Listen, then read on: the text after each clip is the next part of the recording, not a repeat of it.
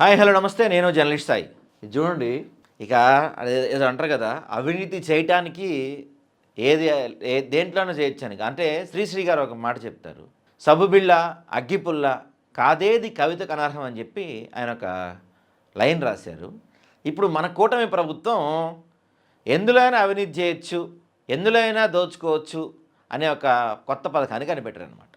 ఈ పథకం ద్వారా ఏం చేశారు, మరీ దారుణం అండి. అత్యంత పేద రైతులు, కనీసం అక్షర జ్ఞానం లేని వాళ్ళు, చదువు కూడా రాని వాళ్ళు ఉంటారు చూసారా, వాళ్ళపైన వీళ్ళ పైత్యం, వీళ్ళ దాష్టికం, దారుణం చూడండి. ఇది ఎంత దారుణమైన సంఘటన అంటే, అతనికి పాపం ఎల్లయ్య అనే వ్యక్తికి ఒక ప్రమాదం జరిగింది. సీఎం రిలీఫ్ ఫండ్ కింద డబ్బులు ఇప్పిస్తామని చెప్పారు. ఆ డబ్బులు వీళ్ళు నొక్కేస్తారు, లేదంటే వీళ్ళే సొంతగా ప్రైవేట్ హాస్పిటల్స్ పెడతారు. సీఎం అక్కడ అసలు ఎవరికి ఏముండదు, దెబ్బలు తగలవు, ఎవరికి యాక్సిడెంట్ ఏం కాదు, ఏం కాని కేసులు కూడా ఉంటాయి. వాటికి రిలీఫ్ ఫండ్ నుంచి డబ్బులు వచ్చేస్తూ ఉంటాయి అన్నమాట. ఒక పక్కనేమో మన దగ్గర ఉన్న దాన్ని ఏమంటారు, ఆరోగ్యశ్రీ లేపేసిర్రు. ఆరోగ్యశ్రీకి బకాయిలు లేక పెండింగ్ పడిపోయి ఆరోగ్యశ్రీ క్లోజ్ చేసేసినాయి అన్ని ప్రైవేట్ హాస్పిటల్స్ కూడా, దాదాపుగా బంద్ చేస్తున్నారు వాళ్ళు. ఓ పక్క నుంచి ఇలాంటివి. ఇక ప్రజల పరిస్థితి ఎలా బతకాలి ప్రజల రాష్ట్రంలో, అసలు ఇంత దారుణమా మరీను? ఎల్ఓసి దోచేసి సీఎంఆర్ఎఫ్ స్వాహ. మండల స్థాయి నుంచి నియోజకవర్గాల వరకు కూటమి నేతలు, ప్రజాప్రతినిధుల వసూళ్ల పర్వం. పలువురు కూటమి ఎమ్మెల్యేలు, మంత్రుల ద్వారా అందిన దరఖాస్తులు బోగస్. సొంతంగా ప్రైవేట్ ఆసుపత్రులు నిర్వహిస్తున్న కొందరు కూటమి ప్రజాప్రతినిధులు. ఆసుపత్రులకు ఎల్ఓసీల మంజూరులో అక్రమాలు. అనారోగ్య బాధితులకు అందాల్సిన పక్కదారి. అటు ఆరోగ్యశ్రీ నిర్వీర్యం, ఇటు వాటల దందా. పేదలకు ఉచిత వైద్యానికి బాబు సర్కార్ తూట్లు. రాష్ట్రంలో కొత్త పొంతలు దక్కుతున్న అవినీతి. దేశ చరిత్రలో నీతి బాహ్యమైన సిగ్గుమాలిన వ్యవహారాలకు ఇదొక పరాకాష్ఠట. ఇది చేసిన వ్యక్తి ఎవరో కాదు, మన రేవూరి వేణుగోపాల్ అంట, టీడీపీ నేత అంట. చంద్రబాబు గారితో ఫోటో కూడా దిగిండు గతంలో. పెద్ద మనిషి ఎవరో రేవూరి వేణుగోపాల్. మరి ఇప్పటివరకు ఇతని పైన ఏమైనా చర్యలు తీసుకున్నారా? ఏముండవు, చర్యలు ఏముండవు.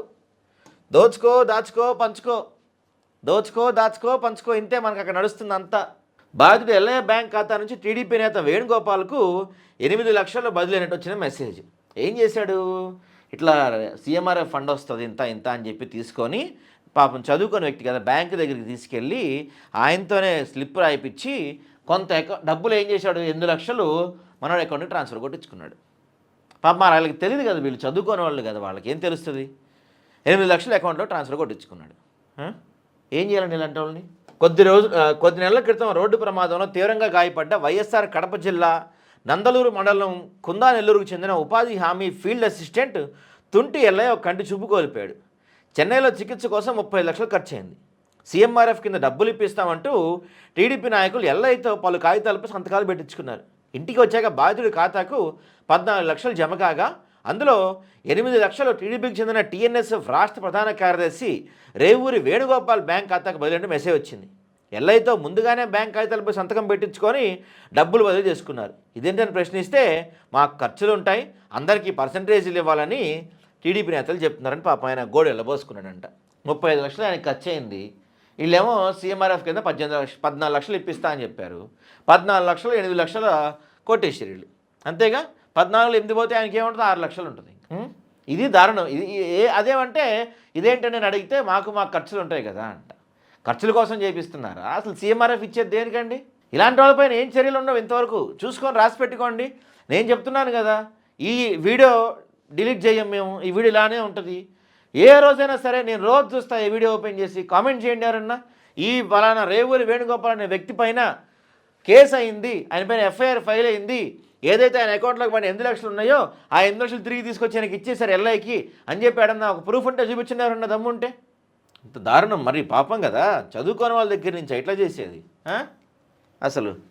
ఇప్పటికే మనోళ్ళు ఇసుక, మట్టి, సిలికా, గ్రానైట్, క్వార్ట్జ్, లేటరైట్, గనులు, ప్రకృతి వనరులు, ప్రభుత్వ కాంట్రాక్టులు పచ్చమూట ఇష్టరాజ్యంగా దోచుకుంటున్నా సరిపోలేదన్నట్లు బినామీలకు 99 పైసలకే భూములు పందేరం చేస్తూ బంధుగడానికి విశాఖలో 5,000 కోట్లను ప్రభుత్వ భూములు దోచిపెడుతుండటంతో పాటు కుటుంబ కంపెనీకి 100 కోట్ల రాయితీలు ఇచ్చినా సరిపోదన్నట్టు ఇప్పుడు పేదవాళ్ళ దగ్గర, నిరుపేదల దగ్గర, చదువుకోని వాళ్ళ దగ్గర, ఆరోగ్యశ్రీ దగ్గర నుంచి ఇట్లా సీఎంఆర్ఎఫ్ ద్వారా ఇట్లాంటి అన్నింటిలో డబ్బులు దబ్బటం. ఆకలికి అంతు పొంతు ఉండదా మీ అవినీతి దాహానికి? అనారోగ్యం పాలైన పేదలను ఆదుకోవాల్సిన సీఎం రిలీఫ్ ఫండ్ డబ్బుల్లోనూ కమిషన్లు వసూలు చేస్తున్న వైనం ఆధారాలతో బహిర్గతమైంది. సీఎంఆర్ఎఫ్ చెక్కుల పంపిణీ, ఆసుపత్రులకు లెటర్ ఆఫ్ క్రెడిట్ జారీ, బిల్లుల చెల్లింపులో భారీ అక్రమాలు జరుగుతున్నట్టు వెల్లడైందంట. లెటర్ ఆఫ్ క్రెడిట్ అంటే ఎల్ఓసి అంటారు. ఎన్నడూ ఆసుపత్రి ముఖం కూడా చూడని వ్యక్తులను రోగులుగా చిత్రీకరించి లక్షల నకిలీ బిల్లు పెడుతున్నారు. చూసారా అసలు వాళ్ళకి ఇప్పుడు ఎలా ఉంటుందంటే, మనోడు ఉన్నాడు మా కెమెరామ్యాను, నేనేం చేస్తానంటే ఇదిగో పద అక్కడ మందే హాస్పిటల్, నీ పేరుతో వచ్చి జస్ట్ ఊరికి హాస్పిటల్లో వన్ డే అట్లా ఉండొచ్చి బజ్జో మంచిగా బిర్యానీ పెట్టిస్తాను నీకు, బీరు కూడా తాగిపిస్తా కావాలంటే, నువ్వు పడుకో ఒకరోజు ఉండేళ్ళు, ఇంకా నీకు 1,00,000 ఎంత ఇస్తా అని చెప్తారు.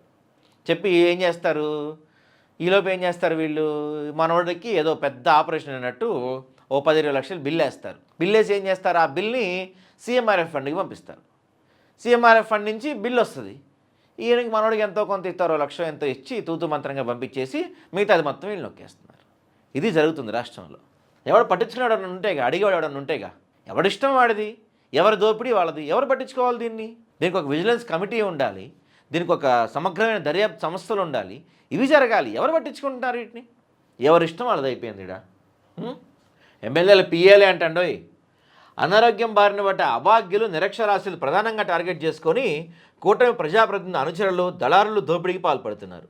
ఆరోగ్యశ్రీ ద్వారా ఉచిత వైద్యం అందక అప్పులు పాలైన రోగులను ట్రాప్ చేసి నకిలీ బిల్లు సృష్టిస్తున్నారు. వాటిని సచివాలయంలో ప్రాసెస్ చేయించి చెక్కుల జారీ వరకు ఆద్యంతం ఫాలోఅప్ చేస్తున్నారు. రోగుల పేరుతో డబ్బు జమ కాగానే తమ జేబులో వేసుకుంటున్నారు. సీఎంఆర్ఎఫ్లో జరుగుతున్న ఈ అక్రమాలు ఇటీవల బహిర్గతమయ్యాయి.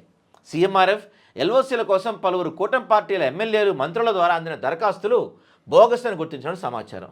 దీన్ని క్షుణ్ణంగా దర్యాప్తు చేయకుండా బాపట్ల, పోలవరం, శ్రీకాకుళం, తిరుపతి, అనకాపల్లి జిల్లాకు చెందిన 10 మంది ఎమ్మెల్యేల పిఏలను బాధ్యులుగా తేల్చి చేతులు దులిపేసుకున్నారంట. రోగులకు చికిత్సకు ముందుగా ఆసుపత్రులకు ప్రభుత్వం జారీ చేసిన ఎల్ఓసీలకు సంబంధించి భారీ అక్రమాలు జరుగుతున్నట్లు వైద్య వర్గాలకు చర్చ నడుస్తుంది. గుండె, కిడ్నీ, ఇతర దీర్ఘకాలిక జబ్బులు, వివిధ ప్రమాదాల్లో గాయపడిన నిజమైన బాధితులకు ఎల్ఓసీలు అందక అల్లాడుతుండగా దళారులు, కూటమి ప్రజాప్రతినిధుల ద్వారా వచ్చిన ఫైళ్లు మాత్రం నిమిషాల్లో క్లియర్ అయిపోతున్నాయి. కూటమి ప్రజాప్రతినిధులతో పాటు ప్రభుత్వంలో కీలక వ్యక్తులు కోరినంత కమిషన్ ముట్ట చెప్పేలా డీల్ గుర్చుకున్నారంట. అంటే ఇప్పుడు మనలాంటి వాళ్ళు ఎవరన్నా సామాన్యులు ఇట్లాంటి వాళ్ళు వెళ్ళి సీఎంఆర్ఎఫ్ పెట్టుకుంటే అవి నెలల తరబడి, సంవత్సరాల తరబడి సాగుతాయి. ఇక్కడ ఏంటంటే ఇదంతా ఒక ముఠా అనమాట, ఇదంతా సిండికేట్ తయారవుతారు. ఈ పలానా ఫైల్ తీసుకెళ్ళారంటే అది వెంటనే టపటపడా అయిపోవాలి. వీళ్ళు ఏం చేస్తారు, ఆ ఫైల్ తీసుకొని అక్కడి నుంచి ప్రాసెస్ అయ్యి మొత్తం చెక్ అయ్యి అది క్యాష్ అయ్యే వరకు మొత్తం ఫాలోఅప్ చేసి క్యాష్ అయిన జేబులో వేసుకొని జంపుజిలాని. ఏమన్నంటే ఆ పిఏ వాడు చేశాడు, వాడిని తీసేయండి అంటారు. అంతే, ఏముండదు అంతకుమించి ఏమి జరగదు దీంట్లో. వాటి ద్వారా ఇష్టరాజ్యంగా ఎల్ఓసి దరఖాస్తులు పంపుతున్న ఫిర్యాదులు ఉన్నాయి. పల్నాడు జిల్లా నరసరావుపేటలో ఒక టీడీపీ ఎమ్మెల్యే ఆసుపత్రి, ప్రకాశం జిల్లాలో ఎమ్మెల్యేగా టీడీపీ నుంచి పోటీ చేసి ఓటమి పాలైన మహిళా నాయకుల ఆసుపత్రి, గుంటూరు, విజయవాడ, విశాఖ, కర్నూలు ప్రాంతాల్లోని టీడీపీ నాయకుల ఆసుపత్రులకు పెద్ద మొత్తంలో సీఎంఆర్ఎఫ్లు, ఎల్ఓసీల ద్వారా నిధులు మళ్లించిన ఆరోపణలు ఉన్నాయి. ప్రభుత్వ పెద్దలు హైదరాబాద్ తమ బంధు ఆసుపత్రులకు ఎడాపెడా ఎల్ఓసీలు ఇచ్చేస్తున్నారు. పక్క రాష్ట్రంలో వాటికి కూడా ఎల్ఓసీలు ఇచ్చేస్తున్నారంటండి. మరి ఇదేడా అన్యాయము. గత ప్రభుత్వంలో ఆరోగ్యశ్రీ పరిధిలోకి 3,257 ప్రొసీజర్లు తెచ్చారు. దీంతో అన్ని రకాల క్యాన్సర్లతో పాటు ఇతర జబ్బులకు ఆరోగ్యశ్రీలోనే ఉచిత చికిత్స అందుబాటులోకి వచ్చేలా చర్యలు తీసుకున్నారు. చంద్రబాబు ప్రభుత్వం అధికారంలోకి వచ్చాక ఆరోగ్యశ్రీని అస్తవ్యస్తం చేసి సీఎంఆర్ఎఫ్ సాయం పేరిట పచ్చముఠాల దోపిడీకి తెరదీసింది. ముఖ్యనేత కార్యాలయం నుంచి మండల స్థాయి కూటమి నేతలు, ప్రజాప్రతినిధుల వరకు కాసులు పిండుకుంటున్నారు. వైద్యం కోసం అప్పుల పాలైన రోగులను ఆసరాగా చేసుకొని సీఎంఆర్ఎఫ్ నిధులు స్వాహా చేస్తున్నారండి. ఇది జరుగుతుంది, ఆంధ్ర రాష్ట్రంలో జరుగుతున్న పరిస్థితి ఇది. ఎవరైతే ఇప్పుడు బయటకు వచ్చిందో 8 లక్షలు నొక్కేసిన వ్యక్తి ఎవరైతే ఉన్నారో ఇతనే వేణుగోపాల్, రావూరి వేణుగోపాల్. లోకేష్ గారితో ఫోటో దిగిండు, ముఖ్యమంత్రి చంద్రబాబు నాయుడు గారితో కూడా పెద్ద మనిషి ఫోటో దిగాడు. ఇది మన ఆంధ్రప్రదేశ్లో జరుగుతున్న పరిస్థితి.